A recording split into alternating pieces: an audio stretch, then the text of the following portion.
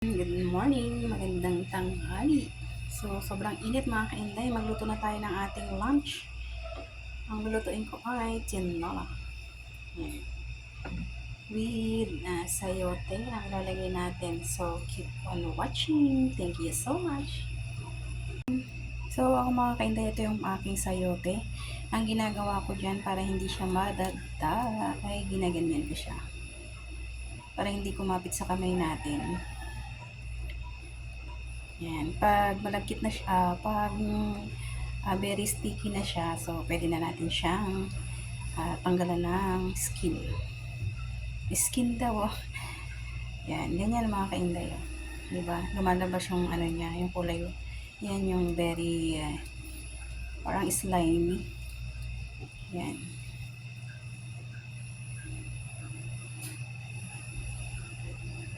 Tingnan tayo. Maglagay na tayo dyan ng luya at sibuyas at bawang. Sabay-sabay na natin yung mga kainday. Then, next neto. Palalabasin lang natin yung aroma at gagawin lang natin ang medyo brown. Medyo brown yung ating mga luya, sibuyas at bawang. So, yan. Medyo brown na siya. Lagyan natin ng ating patis. Pati siyang gagamitin nating pampalasa mga kainday.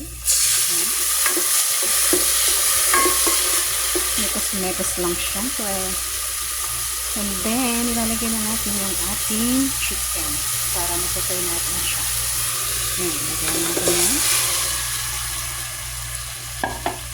Siyempre, mekos-mekos tayo. Susutay lang muna natin siyang mabuti. Papalabasin natin yung kaunting. Kasi ang chicken natin ay meron niyang water. Ilalagyan ko na siya din ng ating seasoning. Yan. Then, cover muna natin yan. Cover muna natin yan. So, yun mga kainday, nasutay na natin. Yan. Sutay na natin yan. So, sabay na natin yung ating sayote para masutay pa rin natin siya. Sutay muna natin, hindi pa natin yung lalagyan ng water.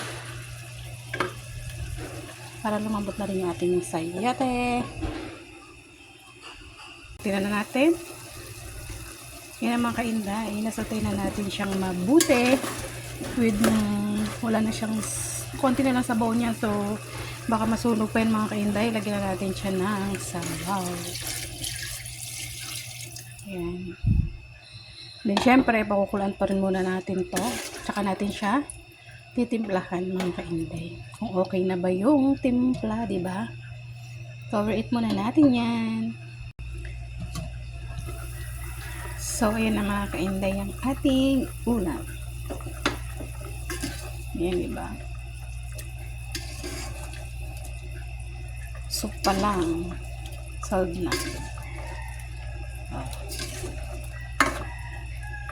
Diba? With matching sili.